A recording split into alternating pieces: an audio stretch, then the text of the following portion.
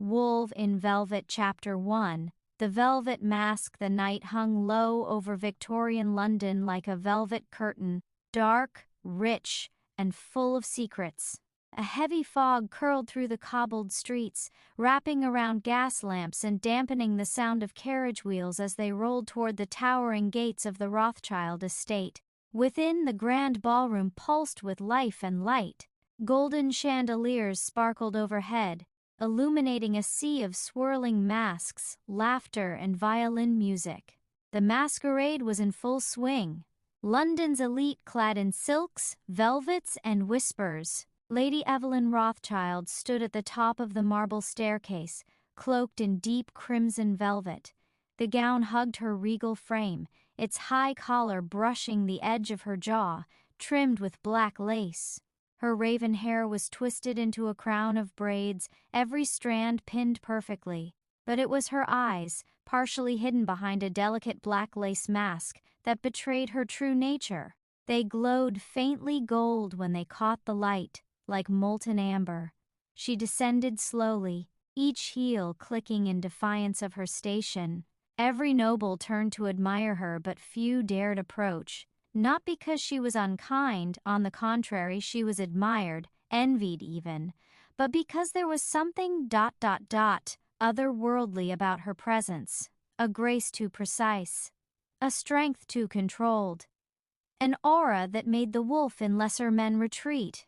What they didn't know was that Lady Evelyn Rothschild was no mere noblewoman. She was alpha of the Crescent Howl Pack, the last known female alpha in the Western Hemisphere, and she was a secret the Lycan High Council would kill to bury. Tonight, she wasn't here to dance or dazzle. She was here to confirm a rumor that a hunter, a killer of her kind, had arrived in London.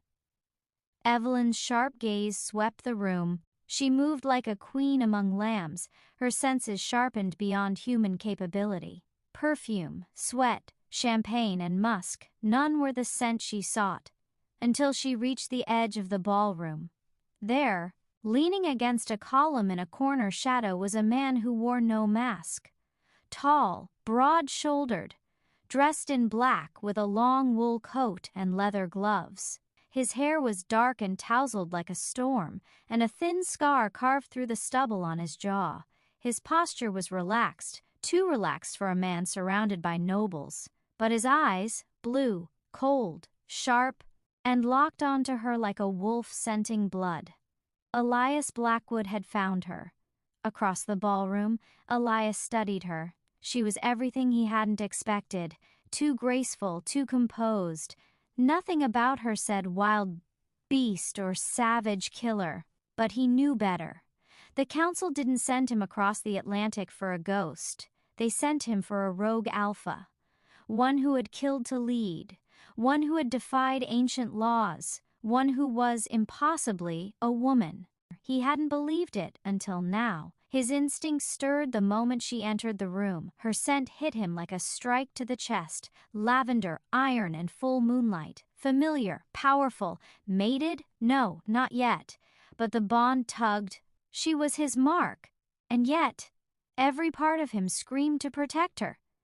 Evelyn didn't flinch under his stare.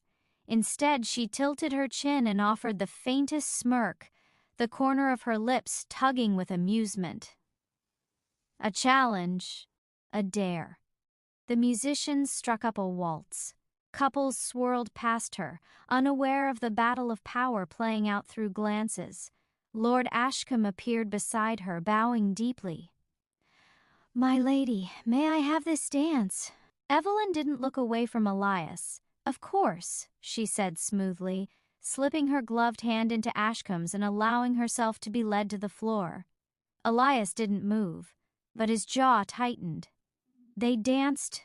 Evelyn's body glided effortlessly with her partner's, but her eyes stayed on the hunter.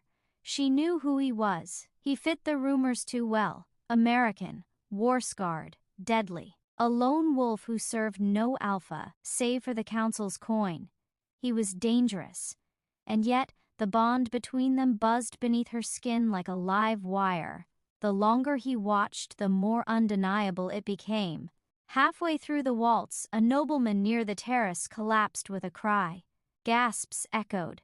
Music screeched to a halt. Blood pooled around the fallen man's neck, a wound deep and jagged.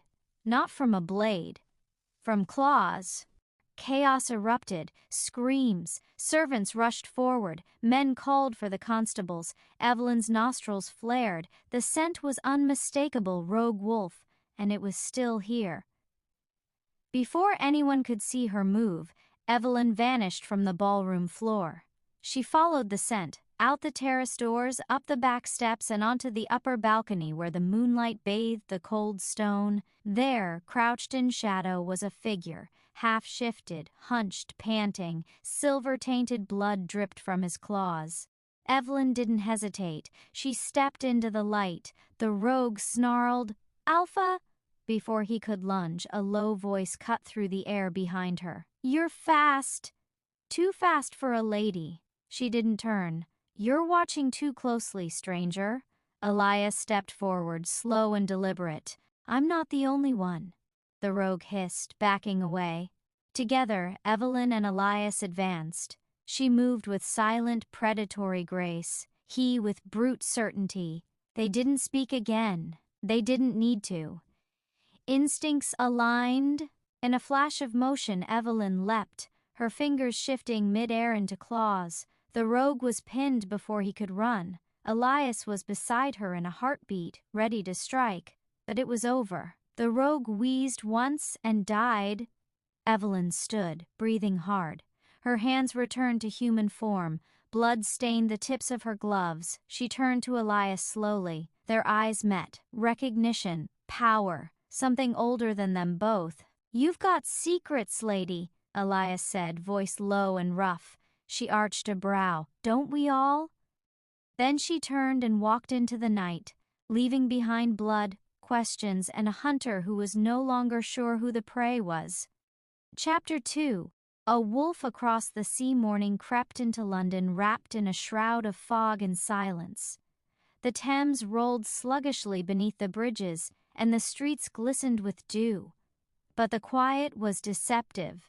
Beneath it simmered whispers of the masquerade, the fallen nobleman, and the shadowy figures seen on the upper terrace before the constables arrived too late. Inside a modest flat above a clockmaker's shop in Whitechapel, Elias Blackwood sat at a wooden table, unwrapping the leather bindings of his weapon case. Sunlight filtered weakly through dusty curtains. His coat hung over the chair, still smelling of firewood and blood. He cleaned his silver daggers slowly, deliberately, as the events of the night replayed in his mind. Evelyn Rothschild. Crimson velvet, claws that struck with precision and grace, the scent that pulled at something deep inside him, something primal, buried. He shouldn't have let her walk away. But he did, not out of weakness, out of curiosity, because she was unlike any alpha he'd ever met, and because some foolish part of him didn't want to end her. Back at the Rothschild estate, Evelyn stood in her private chambers, staring into her mirror. The blood was gone. Her mask was folded neatly beside her brush. But her eyes, golden, sharp, and restless, refused to dim. The rogue had been desperate. His blood was laced with silver, likely injected to keep him docile until his release. Someone had unleashed him at the masquerade. A message. The council wanted her to slip, wanted the human world to see her for what she was. It was bait, and she'd nearly taken it. She could feel Elias's presence still, like a ghost just beyond the door. Not a coincidence, not just a hunter, something else. She turned from the mirror. "Get me everything on Elias Blackwood," she told her steward. "Now." Elsewhere, in a tavern filled with dock workers and smoke, Elias met with his London contact, an old seer named Mira who saw through veils both magical and mortal. "He's not what you think," she rasped over her tea. "Nor is she. She's the rogue, the council's target." "No," Mira said, her cloudy eyes fixing on him. "She's something rarer, a born alpha who was never meant to survive. And your bond," she touched her chest, was forged long before either of you crossed the sea. Elias stared at her. You're saying we're fated. I'm saying, she said slowly, if you kill her, you'll never be whole again. He left without finishing his drink. By evening, Evelyn received word from her informants. Elias Blackwood was not just a hunter. He had once served the Northern Warpack, betrayed by his beta brother, and vanished for 5 years into the forests of Montana. Every mission since had ended in blood, except one. A female alpha spared, a council warning ignored. Evelyn studied his history, patterns, mercy where there should have been none, and pain, so much pain. She had seen it in his eyes. Night fell. London's underbelly stirred, rogues moved, council spies whispered, and in the shadows between worlds, 2 alphas prepared for a collision neither of them fully understood. One was born to rule, the other was made to hunt. But fate, as always, obeyed no law but its own. Chapter 3. The Hunt Beneath the Moon. The fog had thickened by the time Elias reached the western quarter of the city, where the scent trail had led him. The Thames River glimmered like a dark serpent, its currents lapping at the ancient docks that held centuries of secrets. Lanterns swayed in the breeze, casting ghostly shadows that stretched and vanished across the wet cobblestone. Elias Blackwood moved like a phantom. He wasn't hunting the rogue anymore. He was hunting the truth. Earlier, at the Rothschild estate, Evelyn had vanished into the maze of stone hallways before Elias could demand answers. The kill on the terrace, the unmistakable dominance in her voice, the way her power had harmonized with his, it unsettled him. She was no rogue, she was alpha, and yet, not a threat. Something else was playing out in London's underworld, and he intended to uncover it. At the far end of the dockyard, beneath a crumbling archway, Elias knelt and touched the damp earth. Blood, days old, dried and layered in the scent of ash, lichen blood. But altered, he growled low in his throat. This wasn't just a rogue attack. Someone was tampering with werewolf essence, twisting it, weaponizing it. Footsteps echoed. He rose swiftly, hand at the blade hidden beneath his coat. A silhouette emerged, slim, cloaked, feminine. "Evelyn," he said without turning. She stepped into view, her hood falling back to reveal the silver streak in her dark braid. Her eyes shimmered gold. "You followed me. You led me here." Her lips twitched. Perhaps I needed to see what you do with the truth." "The truth?" She tossed him a small satchel. It landed at his feet with a dull clink. He opened it. Teeth, wolf fangs, broken, burnt, and unnaturally sharp. "Those were extracted," she said, "by force. From packmates. The Crescent Howl pack is being hunted. Someone wants our kind to turn savage, and they're using black alchemy to make it happen." Elias stared down at the gruesome tokens, then back up at her. "Why not go to the council?" she snorted. "The council wants me dead. You were proof enough of that. They'd sooner use this as a reason to wipe out what's left of my pack. So what do you want from me?" Her expression turned cold. "I want you to do what you're best at, Blackwood." He straightened. "Killing? Surviving?" They moved together through the maze of alleys and warehouses, following whispers of movement and threads of scent. At one point, Elias caught her watching him, not as a hunter studies prey, but as a leader studies an equal. It shook him. They found the first body at dawn, a young male wolf, half-shifted, eyes wide in terror, no visible wound, but his veins glowed faintly blue. "Silverwort," Evelyn whispered, "laced into his blood. Someone's brewing toxin strong enough to kill alphas." Elias crouched beside the corpse. "This is war." She nodded. "And I don't intend to lose." Back at her hidden estate in the outskirts, Evelyn introduced him to her inner circle. 5 wolves, loyal, scarred, battle-ready. None questioned his presence. That alone told Elias how deep the threat went. By nightfall, they had mapped a dozen attacks across the city, all tied to shipments of silverwort moving through the Apothecaries Guild. Someone inside the guild was working with the enemy. And worse, someone was funding it. That night, under the crescent moon, Evelyn and Elias shifted and ran as wolves through the northern woods. It was not for the hunt, it was to remember. To feel the earth beneath their paws, to remind themselves who they were before silver, council laws, and shadows threatened to unmake them. Side by side, black fur and silver streaks, two beasts not meant to belong to anyone but the wild. When they returned to human form by the riverbank, breathless and silent, Elias reached for her hand. She didn't pull away.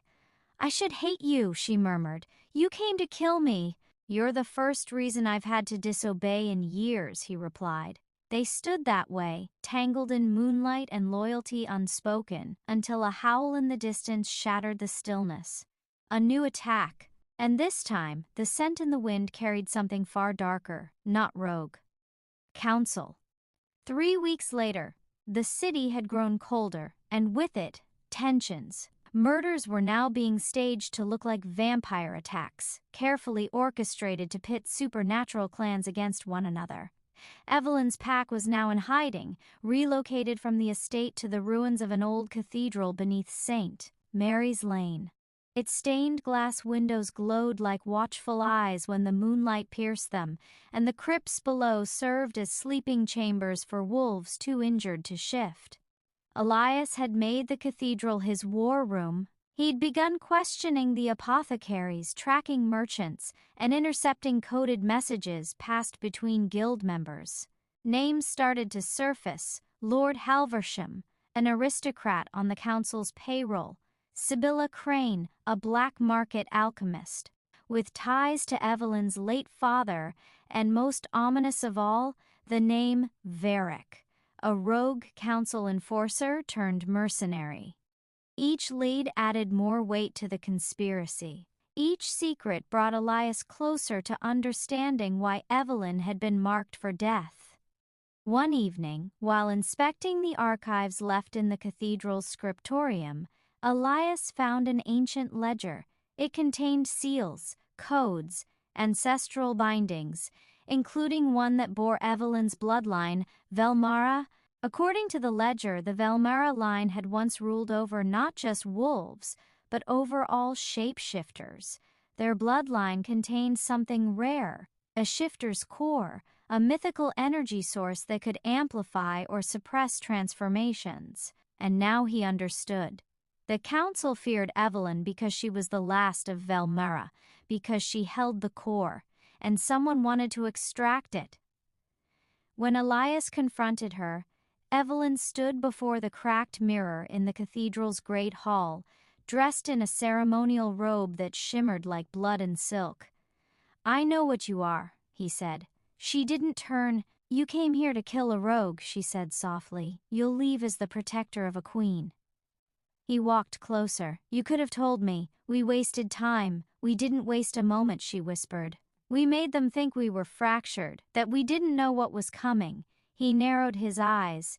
"You planned this? I planned to survive, to make them underestimate us, to gather proof, and to choose the one wolf I trust to stand beside me when the world burns." He stared at her, silence burning between them. "You chose me?" She turned at last. "I did." And then she kissed him. It was not soft, it was not gentle. It was a kiss made of war and loyalty, of battle and blood, of nights spent pacing the edges of death. A kiss that tasted like the life they'd fight for together, and the army they would raise. That night, beneath a full moon, Evelyn ascended the altar in the cathedral's broken nave. Wolves knelt. Vampires stood behind shadows. Even a fey emissary watched from the high rafters. She lifted the crimson blade, the ancestral sword of Velmara, and spoke the ancient words. "I claim my name. I claim my right. I claim my pack, my people, and my vengeance." The sword burned with light. The crypt beneath their feet rumbled. Chapter 4: Shadows of the Broken Council. The flames danced across the hearth in Evelyn's war room, casting flickers of gold across the old stone walls lined with maps, scrolls, and weapons. Rain lashed the windows, but inside, it was the silence that roared. Elias stood by the eastern wall, staring at the map Evelyn had drawn by hand. Red markings bled across London like a sickness. She circled one spot. "Here," she said, "the old Ludgate Cathedral, abandoned since the Great Fire supposedly, but I caught a familiar scent there last moon, my brother's." Elias turned to her, brows narrowing. "I thought you said he was dead." "I said the council told me he was dead." A crack of thunder shattered the tension. Her brother, Marcus Rothschild, had once been heir to the Crescent Howl pack before the council accused him of treason and declared him rogue. Evelyn had buried his memory beneath years of pain, trusting that the fire that claimed the old northern citadel had taken him. But if he was alive, he might be the key to everything. The rain stopped just before midnight. Elias and Evelyn, both cloaked in obsidian and grey, descended into the wet alleyways of London's forgotten side. Their destination, Ludgate Cathedral, now a ruin swallowed by ivy, rats, and secrets. As they stepped through the shattered archway, Elias caught it immediately, the scent of blood magic. He raised a hand. "Something's wrong. This isn't just a hideout." Evelyn tilted her head. Her eyes glowed faintly. "It's a trap." The cathedral interior was gutted, the altar cracked, pews torn apart, but the sigils on the walls pulsed with recent enchantments. A circle of silver dust lined the floor, a spell of entrapment. From the shadows stepped a figure in crimson robes. "You were always predictable, sister." Evelyn's breath caught. Marcus. He hadn't aged. His silver hair was cropped close, his face lined with both fury and brilliance, but it was his eyes that once shimmered like hers, that had changed. They were black. "Why?" she whispered. "Because they left me for dead. Because you did nothing. You don't understand. I understand perfectly." Elias moved between them, teeth clenched. "Whatever you're doing with silverwort and corrupted blood, stop it now. You're killing innocents." Marcus laughed. "You think I'm the villain? I'm trying to evolve our kind, give us power beyond the leash of the council. You don't even know what they've done, do you?" He tossed a scroll toward them. Elias caught it. It bore the royal crest, not the council's, the king's. "Read it," Marcus growled. "They plan to purge us all before the next moonrise. Full extinction. The silver shipments are sanctioned. The poison is legal. And guess whose signature authorized it?" Elias stared down. Duke Gratham, the very man who trained him, his mentor, his executioner. That night, they fled the cathedral as Marcus vanished into a cloud of shifting shadow. He didn't fight them. He only left a warning. "If you come for me again, sister, I won't hesitate." Back at the estate, Evelyn's hands shook for the first time in years. She stared into the fire, reliving their childhood, their rise, the betrayal. "He was always the brave one," she whispered, "and now he's the broken one." Elias sat beside her. "They made him into this, but maybe he still has a choice." She looked at him. "Do we?" Outside, a wolf howled, deep, angry, wild. A new ally had arrived, and with him came message. The council's purge had already begun. Chapter 5. The blood-packed rain returned to the skies of London like a curse. Thunder rolled over rooftops as Evelyn paced the length of her private library. Books on ancient bloodlines, council codes, and forbidden shifter rituals lay open across the long table. But none of them explained how to save a brother lost to the dark. Elias sat in a corner, silent. He hadn't slept since the cathedral. "You knew Duke Gratham," Evelyn said suddenly. "What did he say about the silver protocols?" Elias rubbed his face, the weight of betrayal dragging his shoulders low. He called it a fail-safe. Said the moment shifters turned against the crown, they'd burn the cities with sanctioned silver. I thought he was being paranoid. You were wrong. Lightning lit the room. In the catacombs beneath the city, Marcus stood before a council of rogues.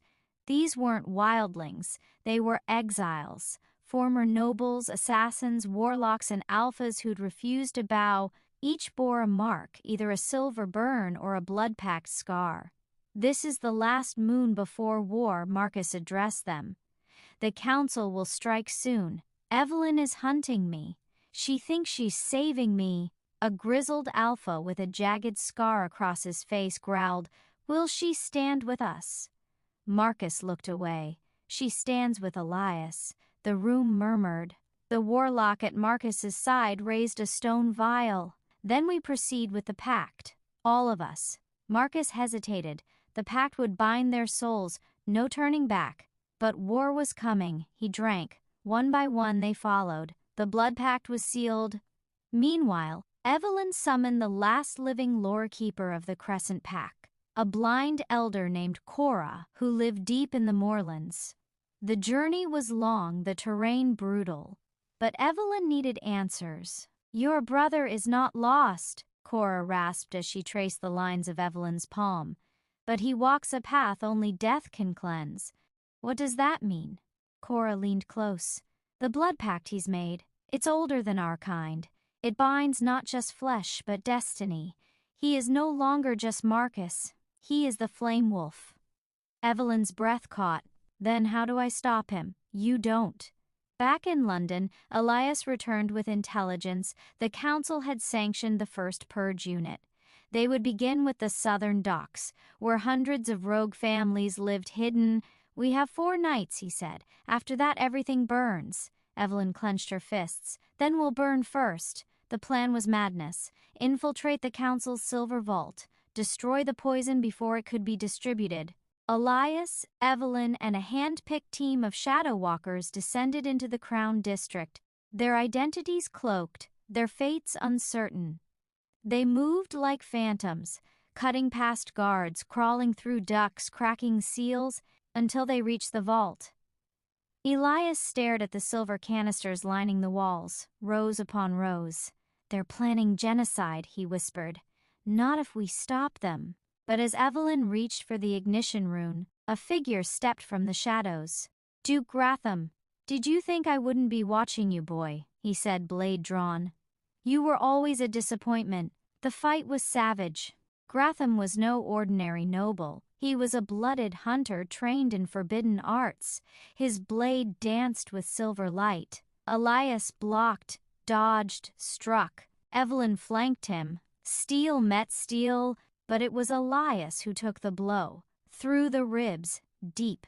He collapsed. Evelyn screamed. With a roar that split the air, she shifted, half wolf, half woman, and struck with feral vengeance. Gratham fell beneath her claws, the life drained from his hateful eyes. She rushed to Elias. His pulse fluttered. "I'm here," she whispered. "Stay with me." "Did we stop it?" he gasped. She nodded through tears. "For now." But far beneath the vault, in ancient tunnels no one remembered. Marcus opened his eyes. The blood-pact pulsed in his chest. He felt her rage, her pain. He howled, and in that cry echoed war. Chapter 6. Whispers in the Velvet. The moon hung low over Blackridge Castle, veiled in clouds like a secret whispered between shadows. Evelyn stood at the balcony of the war room, her fingers still stained with Elias's blood. He was alive, barely, recovering under Cora's ancient remedies. But the world didn't pause for pain, and neither could she. Behind her, the council's wanted posters now bore her name: Evelyn Gratham, Rogue Alpha, suspect of treason. Evelyn traced the scar forming across her shoulder, a mark not of injury but of awakening. Her bond with Elias had opened something primal within her, a connection, not just protection, something deeper, something she didn't dare name. Miles away, in the cursed ruins of Greystone Abbey, Marcus stood at the heart of a ritual chamber. Candles flickered with blue flame. The blood of the pact ran in strange patterns across the stone floor. At his side stood a stranger in white armor, his face hidden beneath a horned mask. His aura reeked of death magic. "You summoned me," the masked figure said. His voice echoed like wind through bones. "I need the crown dismantled," Marcus replied, "and Evelyn brought to me alive." The figure tilted his head. "You ask for war and heartbreak. Are you ready for both?" Marcus hesitated, just for a breath. "Yes." "Then my name is Heroine, and I am your curse." 3 days later, Evelyn sat by Elias's bedside. His chest rose slowly, wrapped in tight bandages. He stirred, then opened his eyes. "Eve." She leaned close. "You're safe, but London isn't." He tried to sit up. She held him down gently.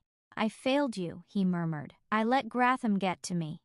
"No," she said. "You stood for what's right. That's never failure." He reached for her hand. Their fingers intertwined. Silence fell between them, not empty but filled with meaning.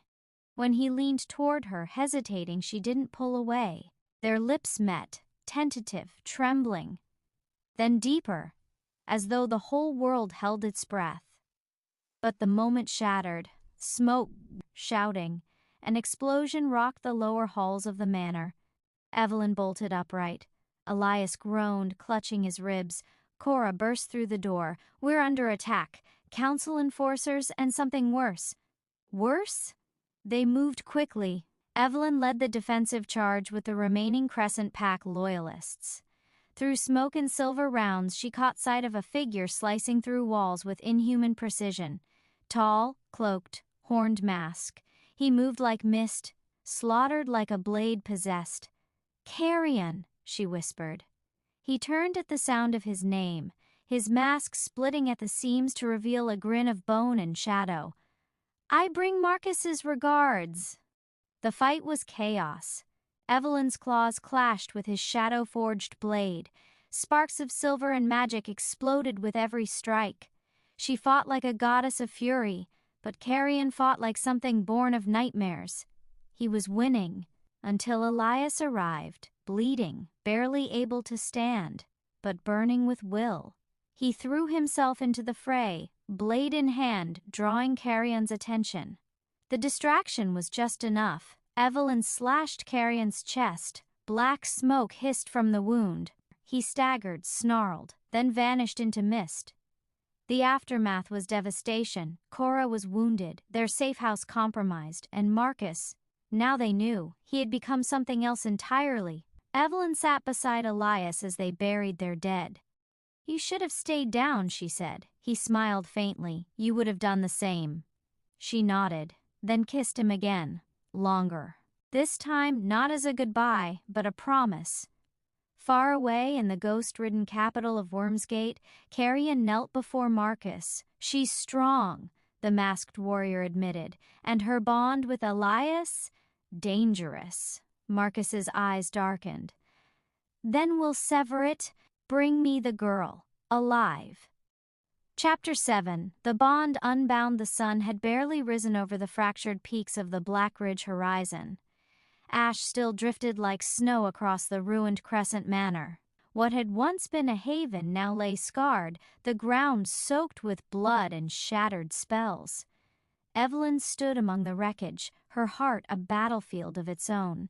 Beside her, Elias moved slowly, his wounds still fresh, but his spirit, his connection to her, had never burned brighter. "There's a storm coming," she whispered. Elias nodded. "Then let's face it together."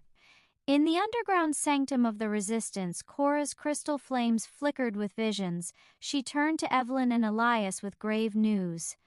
"The bond between you two, it's evolving." Evelyn blinked. "What do you mean?" "It's not just an alpha mate link anymore," Cora said, her voice reverent. "It's becoming a soul chain, rare, powerful, dangerous." Cora handed them an ancient scroll. It showed 2 wolves, one silver, one gold, with their souls entwined by fire. If completed, your bond will make you nearly immortal. But if broken, one soul dies, the other is shattered. Evelyn's breath caught. Was this what Marcus feared, or what he had once lost?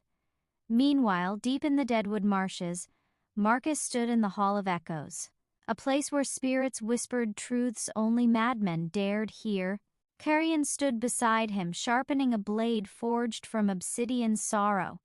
"She grows stronger every day," Carrion murmured. Marcus said nothing. He stared at a mirror of black glass, showing Evelyn and Elias in a moment of quiet tenderness.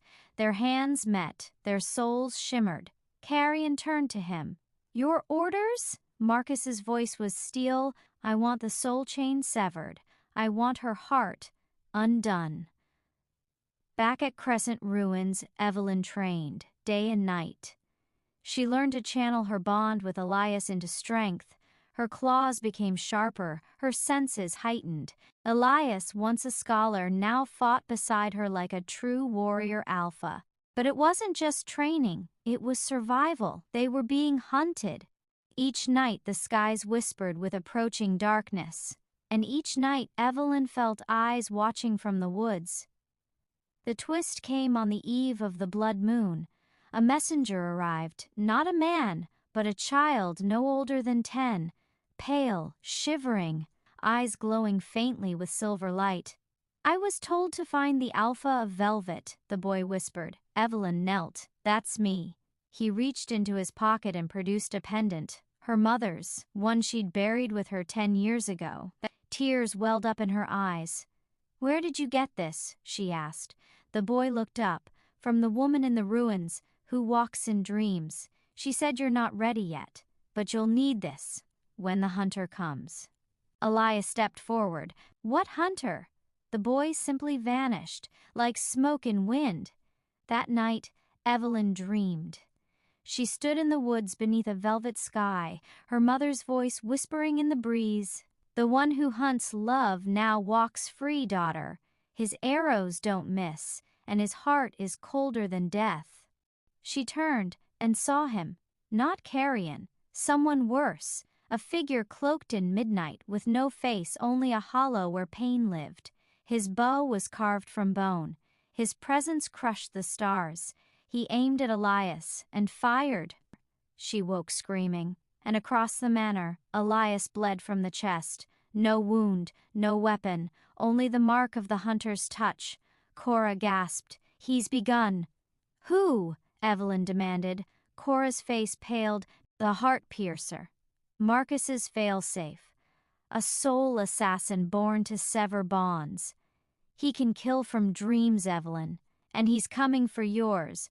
As Elias clung to life, Evelyn stood at the edge of the manor's shattered wall, pendant clutched in her fist, heart torn in two.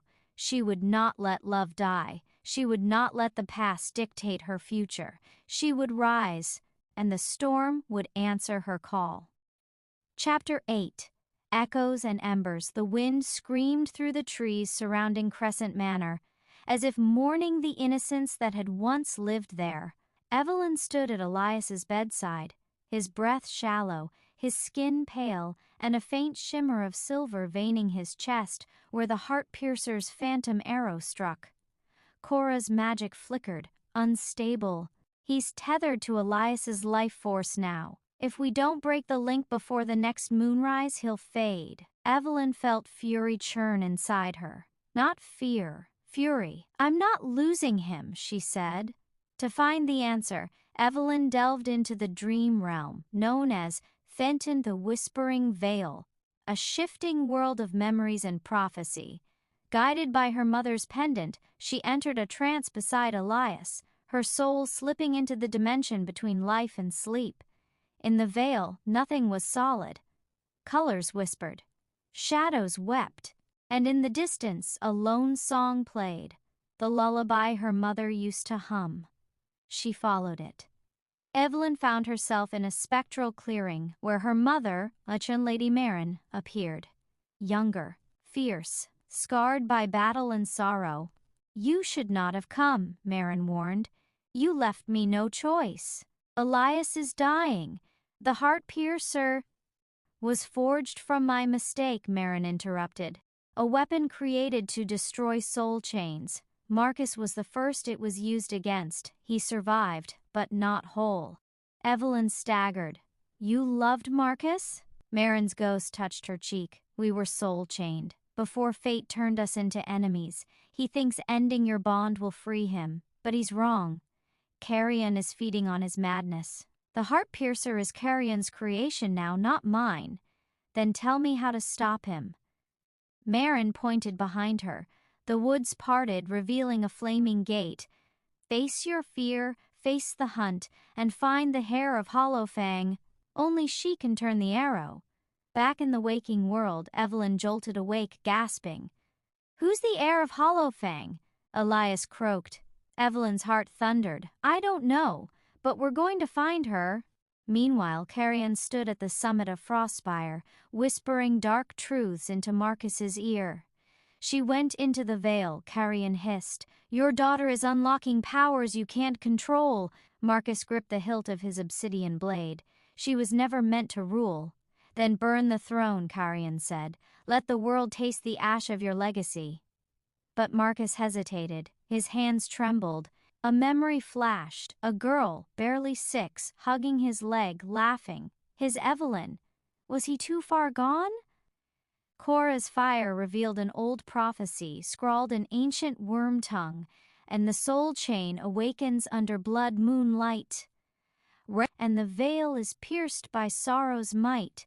Any hunter shall fall to love reborn, sent if the heir of Hollowfang wears the thorn. It wasn't just a riddle, it was a map. The group journeyed to Hollowfang Keep, now ruins, guarded by rogue spirits and cursed wolves. Inside they found a young woman with silver eyes and wild hair, Siren, raised by ghosts, touched by moonfire. She is the heir, Cora confirmed, but her powers lie dormant. Carrion attacked that night. Flames, blood, shadows that screamed. Evelyn fought like fire incarnate, defending Elias and Saren. Saren's eyes glowed silver blue as Evelyn fell, cornered by the heart-piercer. I won't let you take her! Saren cried. The pendant around Evelyn's neck shattered, releasing a wave of ancestral fury. Marin's spirit burst forth, shielding her daughter. You want to kill love? She snarled at the heart-piercer. Then fear the wrath of the ones who've lost it. The arrow meant for Evelyn turned midair and pierced Carrion's chest. He screamed, not in pain but in revelation. Impossible! You turned the bond against me? He vanished in smoke and screams. Elias stirred. Color returned to his face. The soul chain pulsed stronger. Saren knelt before Evelyn. The blood of Hollowfang is yours too. We're bound now. Sisters, warriors, queens. Marcus watched from the cliff above, invisible. Tears welled in his eyes. Was this what redemption looked like? Or the beginning of his end? Chapter 9. Bloodlines and burdens. The night after the battle at Hollowfang Keep was thick with silence. Smoke from scorched stone still curled into the star-drenched sky, and the scent of silverfire lingered on Evelyn's cloak. The heart-piercer had vanished, but not its threat, and Carrion's final words echoed like poison through her soul. You turned the bond against me. Elias slept for the first time in days, curled near the embers, his features softened though still pale. Saren kept watch from the crumbled archway of the keep, her silver eyes distant. You've bound our fates, she said when Evelyn approached. Are you ready for what that means? I wasn't ready for any of this, Evelyn replied, but I'll carry it, all of it. Saren turned to her, lips thinning. Then you need to see the Hollowfang Vault. Beneath the keep lay a labyrinth of ancient stone and blood-soaked secrets. Marin's spirit lingered at the threshold, silent now, as if she knew what waited would change her daughter forever. The vault door opened with Evelyn's blood. It recognized her. Inside lay tomes bound in hide, weapons soaked in old magic, and a mirror that didn't reflect the present, but possible futures. Evelyn stepped before it and saw 3, a throne bathed in moonlight, a battlefield of ash, Elias dead in her arms, a wolf made of shadow devouring the stars. She staggered back. What is that? Saren's voice was tight. the mirror of threads. It shows what could be if we let fear lead. What if I make the wrong choice? Evelyn asked. Then make another. But never let someone else decide who you are. Cora deciphered the prophecy further. Carrion didn't die. The arrow only forced him into the rift, a realm beyond the veil where corrupted soul fragments gather. He's gathering them, forming a legion. And Marcus? Evelyn asked. Cora hesitated. He's still watching. I felt his presence before the battle. He's torn. But if Carrion reaches him again... That evening, Marcus met with a seer, an old friend, a wolf priest named Velcrin. Do you remember what love felt like, Marcus? Velcrin asked. It's a wound that never heals, or a bond that never breaks. Marcus looked into the fire and whispered, She's stronger than I ever was. Then maybe it's time to stop being her enemy. As the moon rose full and red, a howl shattered the stillness. Not wolf, not beast. Legion had come. From the east, a swarm of hollow-eyed warriors emerged, ghosts possessed by broken soul chains. Carrion had pierced the rift. Evelyn rallied the keep. Tonight we don't fight for survival, she said. We fight for love, for truth, for the future we choose. Saren drew her twin daggers. Elias staggered to his feet. Cora summoned fire, and from the shadows, Marcus stepped forward. I'll stand with you, he said. The moment shattered everyone. Evelyn stared. I don't forgive you, she said. I don't ask you to. But I won't be the reason you fall. The battle ignited like thunder. Magic met steel. Wolves tore through phantoms. Evelyn fought at the center, eyes glowing, soul chain blazing. Carrion appeared last, formed of shadow and scarred ambition. Even with them, you can't win, he hissed. I don't need to win, Evelyn said. I need to end you.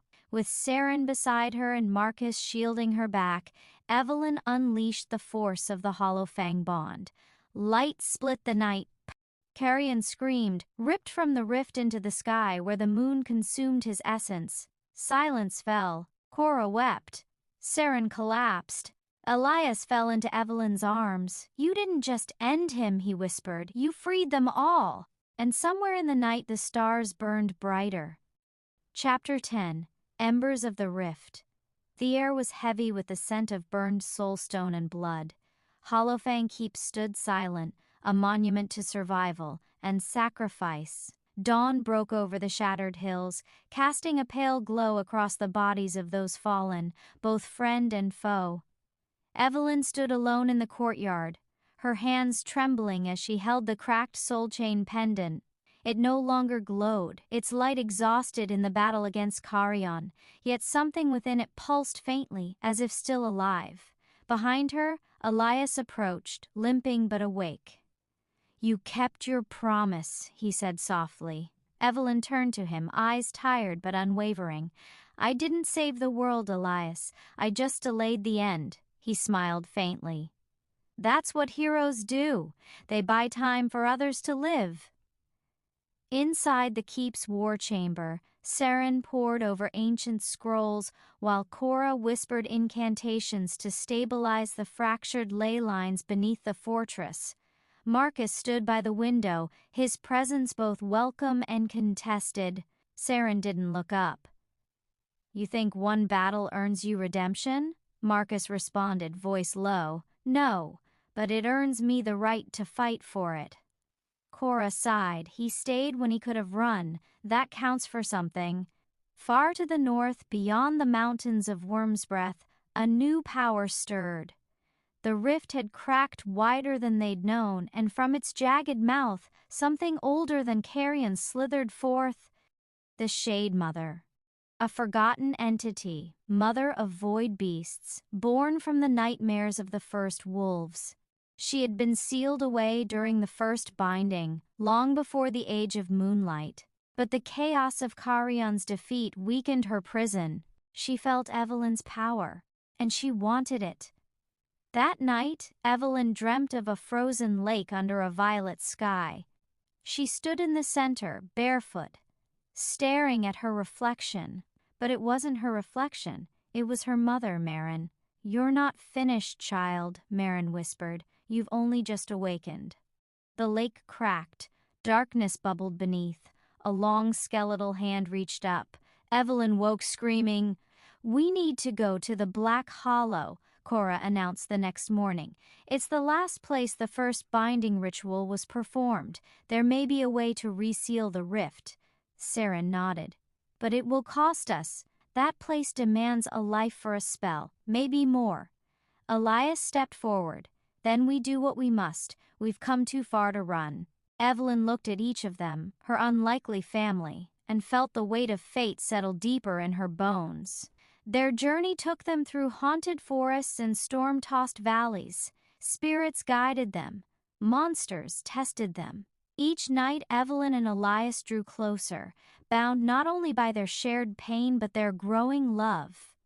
"If we don't make it," Elias said one night as they camped under moonlight, "I want you to know, loving you was worth it." Evelyn touched his face. "Then let's make it count." When they reached the Black Hollow, the ground pulsed with ancient sorrow. The trees were petrified into obsidian pillars, and whispers clung to the wind. At the center stood the binding stone, a massive monolith etched with runes that bled light when Evelyn approached. "It's calling you," Saren said, "because you're the last of her bloodline." The Hollowfangs were the first binders. A ritual circle formed. Cora and Saren took their places. Marcus stood beside Elias, his weapons drawn. Suddenly, the sky split. The Shade Mother descended, a monstrous shadow with 1,000 eyes and a voice like fractured glass. "Give me the Bloodborne, and I will spare your world." Evelyn stepped forward. "You'll have to take me." Battle erupted. This time, it was not just physical, it was spiritual, magical, mental. The Shade Mother attacked dreams, hope, love itself. Saren was the first to fall, shielding Cora from a psychic blast. Marcus fought with a fury that bordered on madness, buying Evelyn time. Elias reached her side. "Now, Evie. Now." Evelyn plunged her hand into the binding stone, letting her essence flow. The stone drank her power, awakening the first sigil. The runes exploded in light. The Shade Mother screamed as the hollow snapped shut, sealing her back beyond the rift. The forest fell silent. Evelyn collapsed. Elias held her, tears in his eyes. "You did it. You sealed her." Cora and Marcus gathered what remained of the circle. Saren lay breathing barely. For now the world was safe. But Evelyn knew this peace was borrowed, because something had awakened inside her. A voice, a hunger, a calling. Chapter 11. The silence wasn't just absence, it was ancient. The moment Evelyn opened the worn tome, she felt the air shift. The weight of generations pressed against her lungs as if every word inside had teeth. The pages weren't written in ink, but etched in something darker, something that shimmered like dried blood under moonlight. Symbols flickered as she turned the fragile parchment, shifting between languages her tongue didn't recognize. But her blood did. It remembered. "This isn't a book," she whispered, her breath catching. "It's a memory." Elias stood behind her, arms crossed. A memory. Of what? The book answered for them. The rift was not just a scar in the land, it was a wound in time. Created when the Moonfall War shattered the bonds between spirit and flesh, the gods, once allied with the Wolfbloods, had turned on them, sealing away power they no longer trusted. The betrayal was catastrophic. The Wolfbloods, noble and ancient, were hunted to near extinction. To survive, the Hollowfang matriarchs bound the darkness leaking from the rift with something more permanent than stone, blood, their own, a first binding. Evelyn's fingers trembled. The markings glowed faintly as they responded to her touch. Her bloodline was written into the very curse they fought to suppress. She wasn't just a shifter, she was the lock, the seal. "They used their lives to close it," she murmured. "They became the boundary." Elias took a step closer, his hand brushing hers. "And now you're the last of them." She looked up, her eyes meeting his. If I fall, the rift reopens. All of it, the Shade Mother, the dream veil, the nightmares, it all returns. The silence settled again, heavier than before. From the corner of the chamber, Saren, the spirit guide who had become something more, stepped forward. Her form shimmered, caught between the world of now and the realm of what was lost. The dream veil was the first prison, Saren said quietly. Built from the hollow bones of the matriarch's magic, it cannot hold forever. Already, the veil frays. Already, the Shade Mother stirs. Evelyn traced another passage. When the blood moon rises threefold and silence echoes in the hearts of the bound, the hollow fang shall either renew the seal or become the key to unbind it. The prophecy wasn't poetic, it was a warning. A sudden knock shattered the stillness. Elias moved first, blades drawn. Evelyn followed. Marcus stood at the door, blood splattered, breath ragged. His eyes, always calm, now burned with fury. Velcrin betrayed us, he growled. The eastern packs are marching. The rift, it's already bleeding. Behind him the wind howled, but it wasn't wind, it was a whisper, a memory of something older than death. And deep within her the seal cracked a little more. Evelyn didn't flinch. Then it's time, she said. We go to war, but we carry our past with us. The silence didn't end. It followed, and the hollow fang blood remembered its vow. Chapter 12. The moment the northern wind blew, Evelyn knew something had shifted, not in the land, but in her. The markings on her wrists, once dormant, shimmered faintly with the hue of molten silver.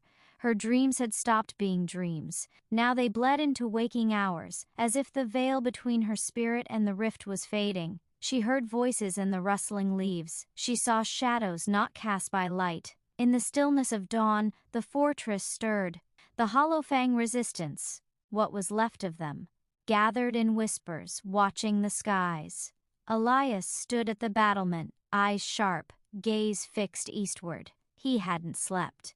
Evelyn knew she hadn't either. She approached him, brushing a lock of wind-tossed hair behind her ear. Do you feel it?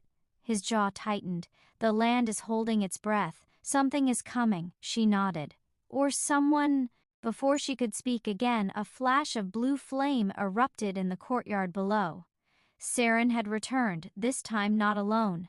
From the flame emerged a cloaked figure, tall, broad, with ash-gray hair braided down his back. His eyes, when he lifted his head, were wolf-yellow and ancient, time-worn, battle-scarred. He was of the old blood.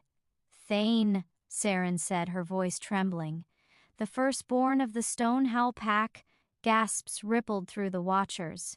The Stonehowl had vanished 2 centuries ago, lost in the first collapse of the Dream Veil. Legends claimed they had sworn to guard something in the mountain tombs. No one believed they'd survived, until now. Thane stepped forward, his gaze fixed on Evelyn. So, it's true. The seal-bearer walks again. She stiffened. And you waited until now to return? I waited, he said coldly, because the last time we fought beside Hollow Fangs, we buried our children beside them. Elias bristled. You came to accuse? Thane's expression shifted. No, I came to offer what little strength we have left. The rift has awakened an old hunger, one even the Shade Mother cannot command. Evelyn's breath caught. What do you mean? Something stirs beneath the rift, something we locked away long before the veil was formed. The Hollow God, the first wolf. A silence fell, more oppressive than any wind. Saren stepped closer. The Hollow God is myth. No. Thane's voice was steady. He is punishment. As night descended, the fortress held a meeting beneath the great moonstone canopy.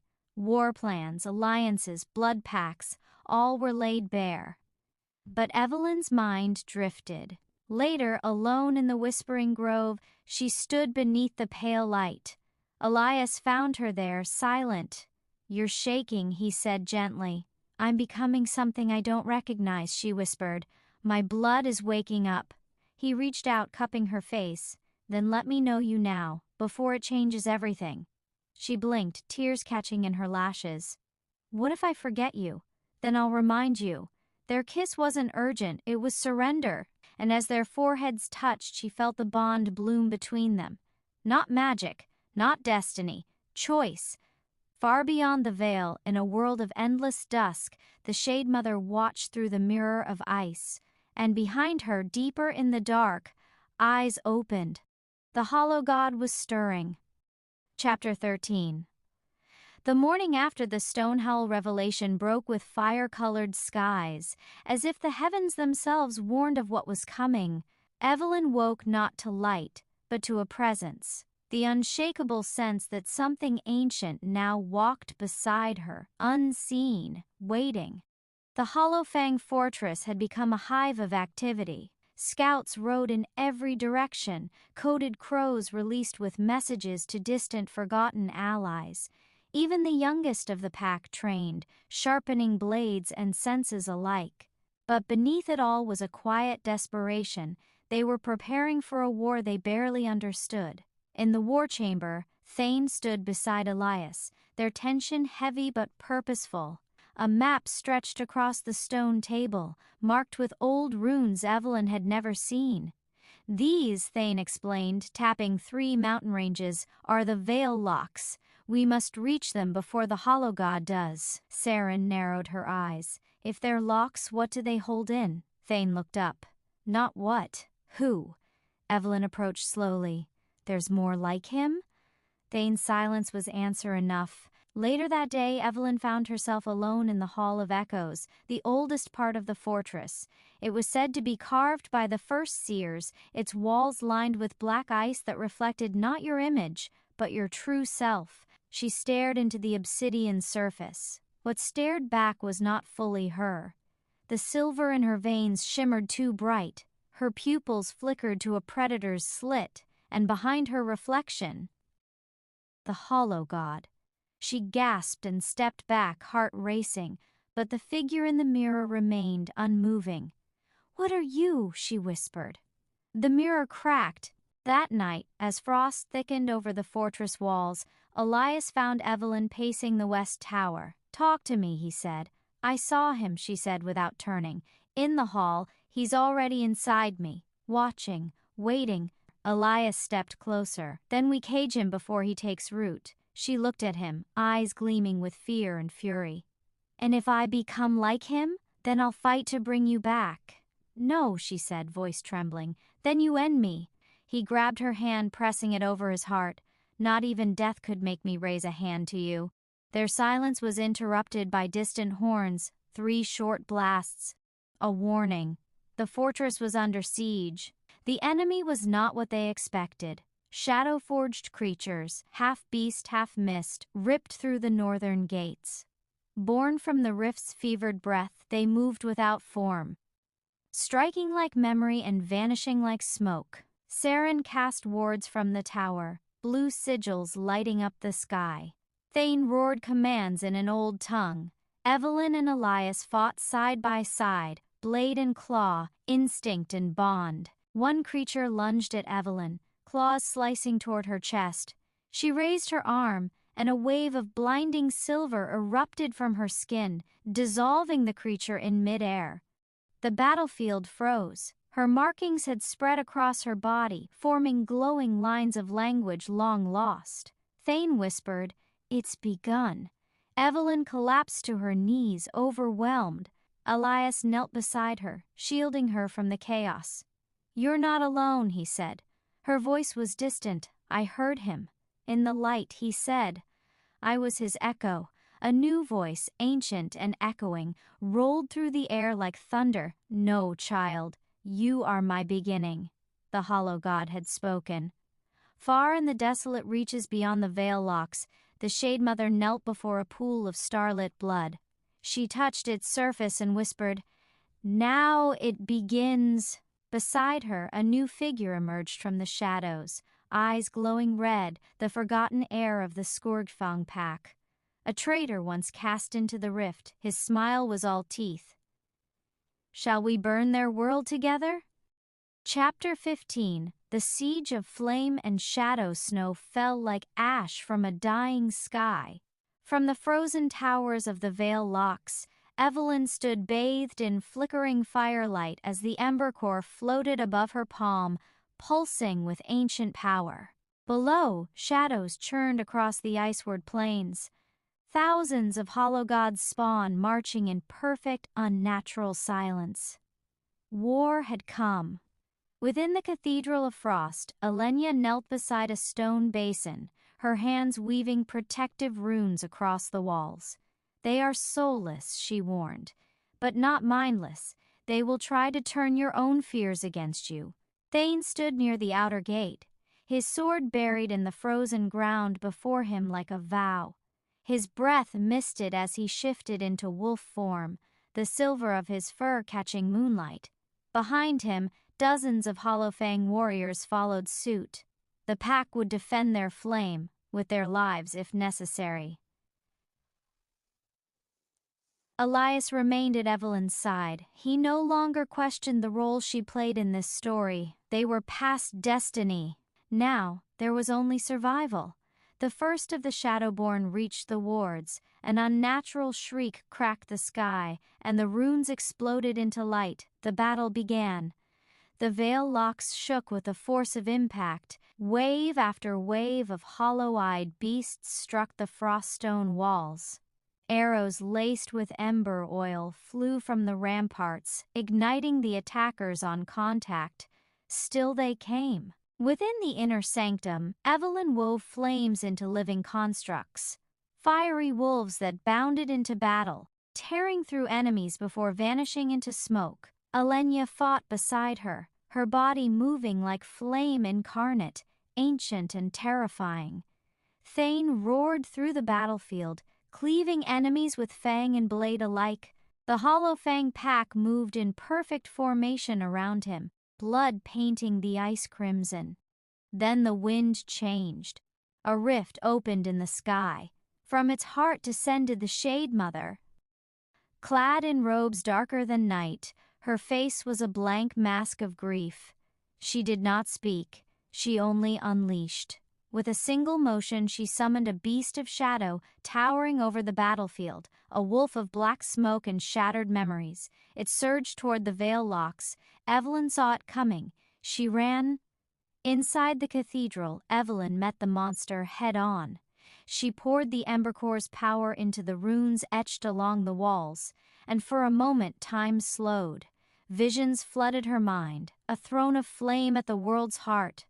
A child wrapped in shadows, the hollow god's face before it became hollow. It was human once. She returned to the present screaming. Elias caught her. "Don't lose yourself," he begged. But Evelyn wasn't lost. She was awakening. She reached into the flame, not to control it, but to join it. With a cry that split the air, she transformed. Wings of golden fire burst from her back, her skin marked in living flame. She rose above the battlefield. "Return to shadow," she commanded, her voice layered with countless others. The firestorm that followed scorched the sky. The black wolf disintegrated mid-leap. The Shade Mother staggered back, her mask cracking. She vanished in a spiral of smoke. The field was still. Bodies, shadowborn and wolf alike, lay scattered like broken statues. Survivors emerged slowly from rubble and snowdrifts. Elenya collapsed, her light dimming. Evelyn knelt beside her. "You are the fire reborn," the ancient woman whispered, "but you are not alone." Then she faded to dust, her purpose fulfilled. Evelyn looked up to find Elias holding her gaze, blood on his lips, a cut across his brow. But he smiled, and when he took her hand, her fire did not burn him. For now the Hollow God's forces had retreated, but Evelyn knew this was only the beginning. The flame had been kindled, and the world would never be the same again. Chapter 16. Into the Ash Vault. The smoke from the battle at the Veil Locks still hung in the air, a bruised haze that seemed to follow Evelyn and Elias as they crossed into the scarred lands. The Ash Vault was unlike anything Evelyn had seen. A world stripped bare, where the earth was black glass and the wind carried embers that glowed like dying stars. Every step crunched over bones of stone, and somewhere deep below she could feel the steady thrum of the first flame calling to her. "Keep your guard up," Elias said, his voice a low growl, both warning and comfort. He walked beside her in his half-shifted form, fur bristling, eyes catching the faint red glow of the horizon. The air here tasted metallic, laced with ancient magic and something darker, a whisper of the hollow god's presence. They weren't alone. From the jagged cliffs, shadows moved, thin, elongated shapes, their eyes burning white. Ash wraiths.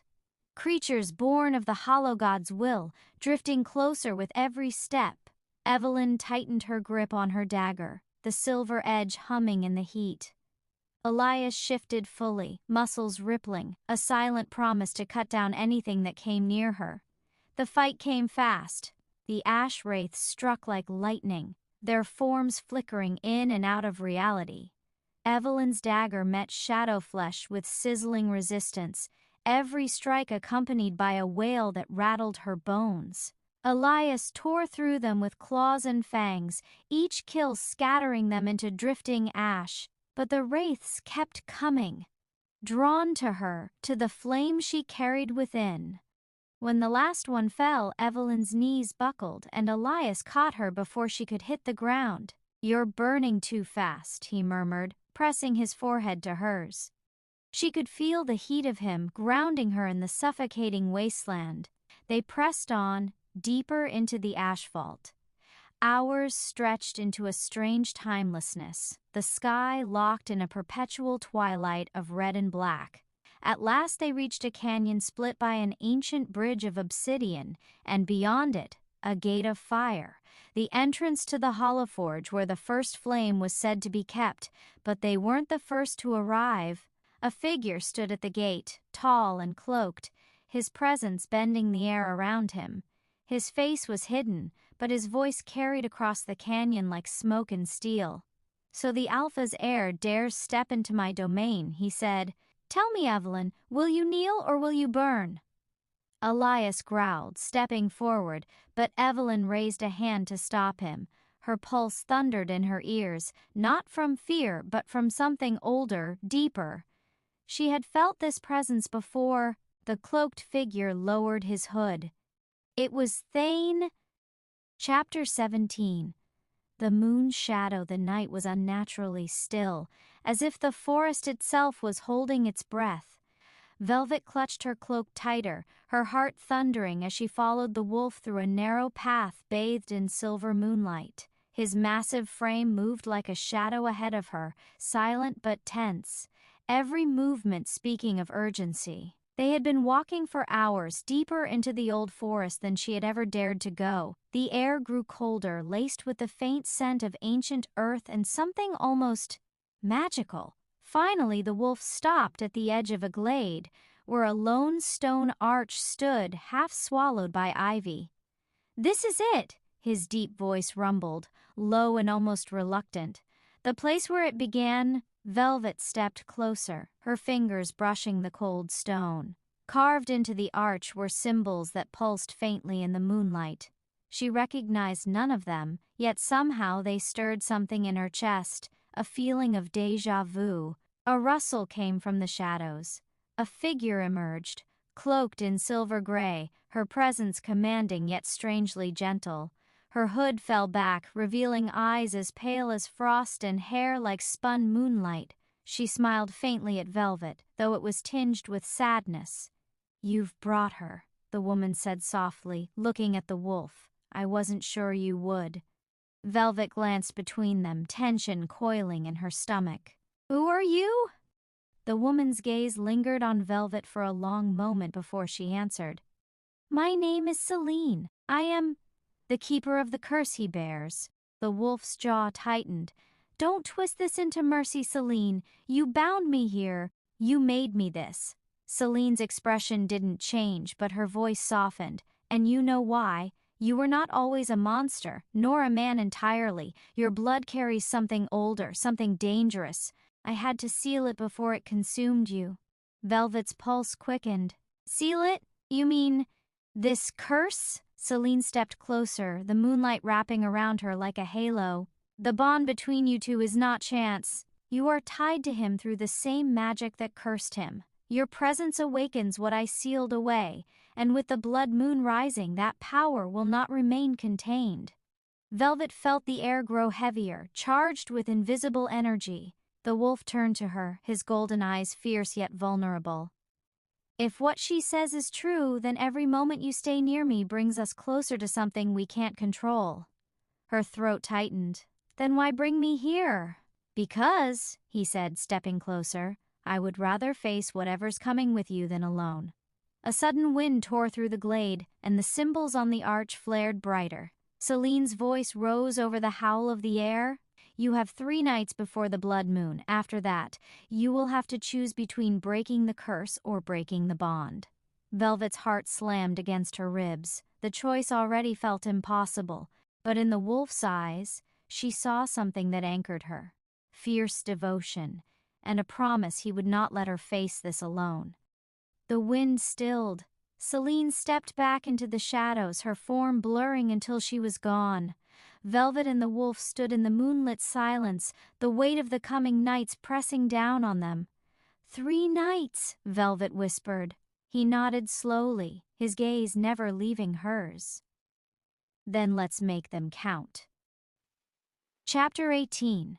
Shadows before the storm. The moon hung low and swollen over the forest, its silver light spilling across the treetops like molten steel. The wind carried the scent of pine, earth, and something darker, an omen riding on the night air.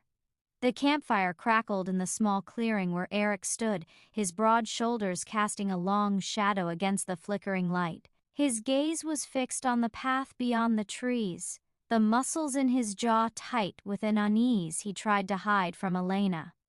Elena sat a few paces away, wrapping the fur cloak around herself. She watched him quietly, memorizing the lines of his face in the glow. She knew something had shifted since the last encounter with a rogue pack. His eyes had grown sharper, his movements tenser, like a predator sensing the coming of a greater hunt. You feel it too, don't you? She asked softly. Eric turned, the firelight dancing in his amber eyes. The forest is restless tonight, and we're not alone. A low growl drifted in from the darkness, so deep it seemed to rumble through the earth itself. Elena's hand instinctively reached for Arix, and he stepped closer, pulling her against him. His warmth was steady, but his heartbeat thundered under her touch. From the shadows emerged a figure, massive, cloaked in a long black coat, its hood hiding the face. The figure's presence swallowed the light, the air thickening with its approach. We meet at last, the stranger said, voice deep and resonant. The hood fell back, revealing a scarred face framed by wild silver hair, eyes like shards of ice locked onto Arik. I am Draven, Alpha of the Forsaken. The name rippled through Eric's mind like a wound torn open. Draven, once a warrior of the council, long thought dead. Betrayer, murderer. You should have stayed in the grave, Eric growled. Draven's lips curled into a chilling smile. And you should have stayed out of my way. But here you are, and here she is. The girl from the prophecy. Elena's breath caught. What prophecy? Draven tilted his head, his gaze slicing through her. The one that speaks of a mortal who will bind the Wolf King's heart and end the blood curse. I intend to make sure that never happens. Before Eric could move, Draven's shadowed wolves emerged from the tree line. 3 hulking beasts with eyes glowing red, teeth bared and dripping. The fire hissed as the temperature dropped, mist curling around their paws. Eric shoved Elena behind him, his body trembling, not with fear but with the barely contained fury of the shift. Bones cracked, muscles surged, fur burst from his skin. His wolf form exploded into the clearing, massive and powerful, eyes blazing gold. The growl that ripped from his throat was not just a warning, it was a promise. The clash was immediate. Wolf against wolf, shadows against flame. The clearing became a whirlwind of snarls, flashing teeth, and tearing claws. Elena, heart pounding, grabbed a burning branch from the fire and swung it at one of Draven's wolves, the flames searing its fur and driving it back. Draven himself stepped into the fray, his own shift revealing a monstrous silver wolf, larger than any Elena had seen, his scars carved deep into his fur. He slammed into Arik with the force of a falling tree, sending them both crashing into the ground. The world narrowed to chaos, embers rising like fireflies, the stink of blood in the air, the echo of howls tearing through the forest. And then, silence. Arik stood over Draven, chest heaving, claws poised for the kill. Draven's blood matted the earth, yet the older wolf grinned. "Kill me," Draven rasped, "and you'll never learn the truth about what happened to your father." Arik froze, the gold in his eyes dimming. The wind shifted. Somewhere beyond the trees, another presence stirred, watching, waiting. Elena stepped forward, her voice trembling but steady.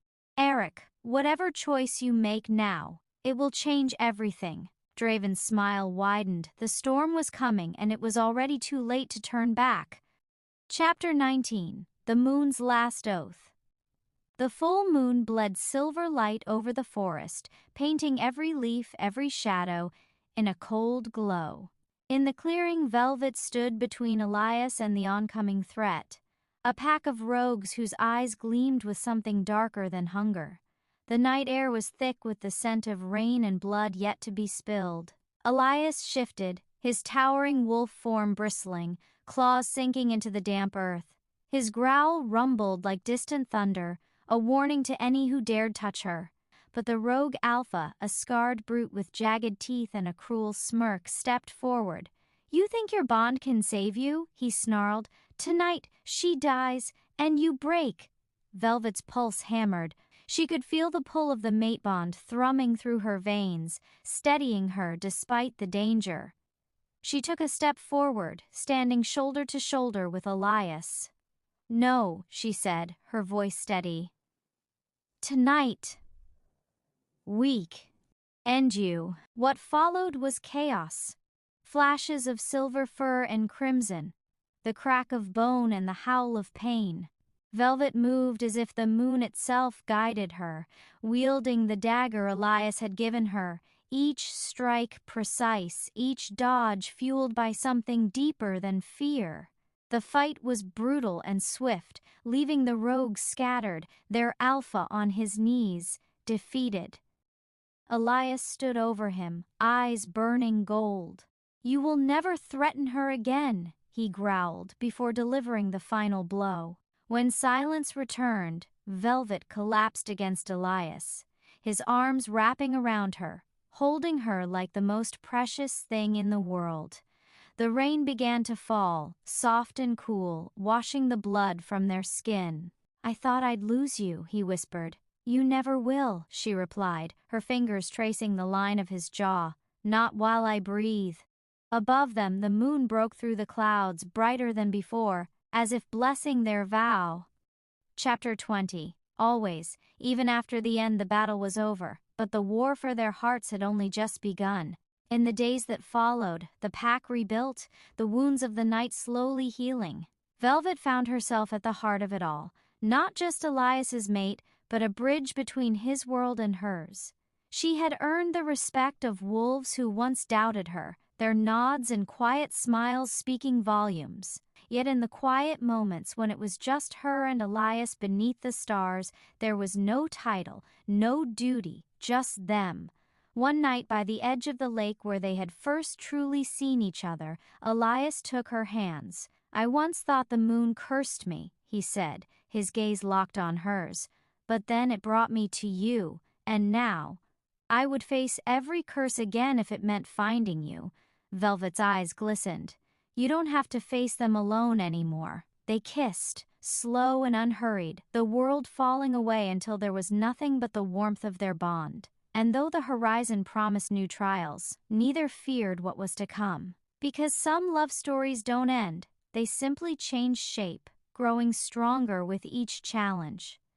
thank you for joining me on this unforgettable journey through Velvet Shadows. If you enjoyed the twists, the romance, and the heart-pounding moments, don't forget to hit the like button, subscribe to my channel, and share your thoughts in the comments. I love hearing from you. Your support keeps these stories alive and fuels even more thrilling adventures. Stay tuned, because more captivating tales filled with love, danger, and mystery are coming your way. You won't want to miss what's next.